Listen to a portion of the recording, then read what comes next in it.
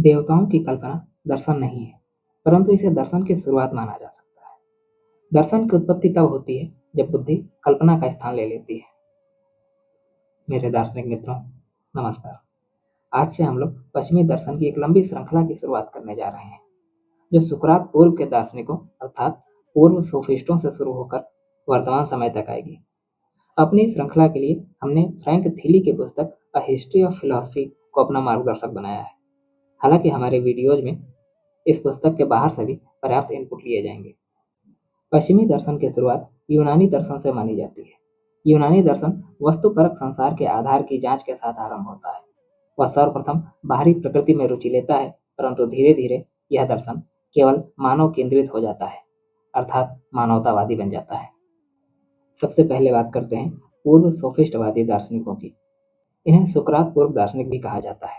इनमें शामिल हैं आयोनियन भौतिक वैज्ञानिक, पाइथागोरियंस, हेराक्लिटस, इलेक्लिट्स, एम्पिडोक्लीज, परमाणुवादी और एनेक्सेगोरस। आयोनियन भौतिक वैज्ञानिकों ने यह जानना चाहा था कि संसार की मूल वस्तु क्या है जिससे सब कुछ बना है। थेल्स ने कहा जल ही मूल तत्व है। एनेक्सिमेनीज का मानना था कि वायु मूल तत्व है, जबकि एनेक्सिमेंडर ने कहा कोई ज्ञात तत्व नहीं बल्कि एक अपरिमित शक्ति एपेरियन ही सबका स्रोत है।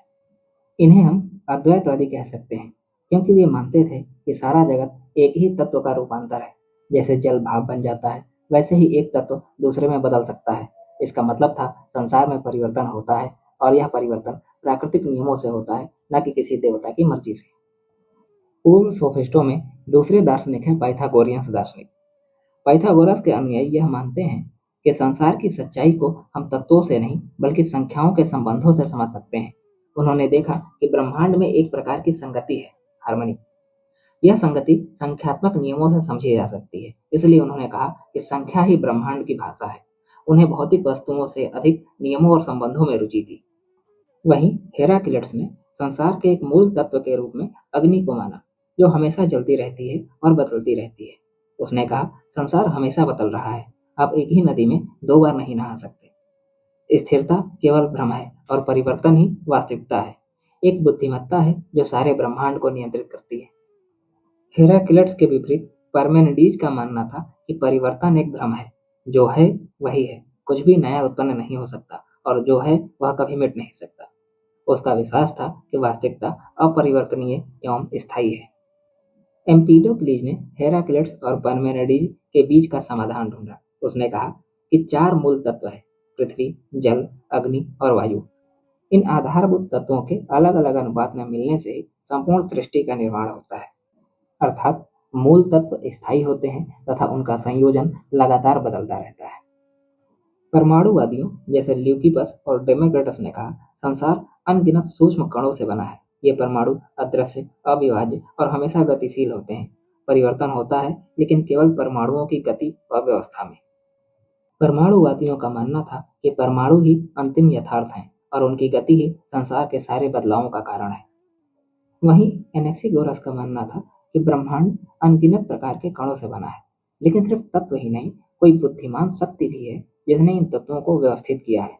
इस बुद्धिमत्ता को उसने नाउज कहा, जिसका मतलब है बुद्धि या मस्तिष्क। अर्थात तत्वों की व्यवस्था के पीछे कोई सोचने वाली शक्ति भी है। यह एक दार्शनिक शुरुआत थी जहां मन और पदार्थ का संबंध पहली बार गंभीरता से देखा गया। इन सब दार्शनिक विचारों के बाद जब सोफिस्ट आए तो उन्होंने कहा कि इन सब बातों का कोई निश्चित उत्तर नहीं दिया जा सकता। सच्चाई जानना बहुत कठिन है, इसलिए उन्होंने ज्ञान और तर्क की सीमाओं को लेकर ही सवाल उठाए।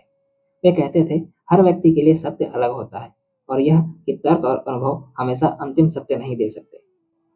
लेकिन फिर भी पूर्व सोफिस्टवादी दार्शनिकों का योगदान यह है कि उन्होंने धार्मिक मिथकों से हटकर वैज्ञानिक सोच की ओर झुकाव दिखाया। प्राकृतिक कारणों से सृष्टि की व्याख्या की, तत्वों, संख्याओं, परिवर्तन और स्थायित्व पर गहरा चिंतन किया, ज्ञान, विवेक और सत्य के स्वरूप पर प्रश्न उठाए। यह था पूर्व सोफिस्टवादी दार्शनिकों का एक संक्षिप्त परिचय। अगले वीडियो में हम लोग थेल्स का दर्शन, तर्क, प्रकृति और जल में ब्रह्मांड की खोज पर विस्तार से चर्चा करेंगे। आप अपने विचार कमेंट बॉक्स में बताइए और यदि अभी तक आपने हमारा चैनल सब्सक्राइब न किया हो तो चैनल सब्सक्राइब कर लीजिए। हम मिलते हैं आपसे नए वीडियो में। धन्यवाद।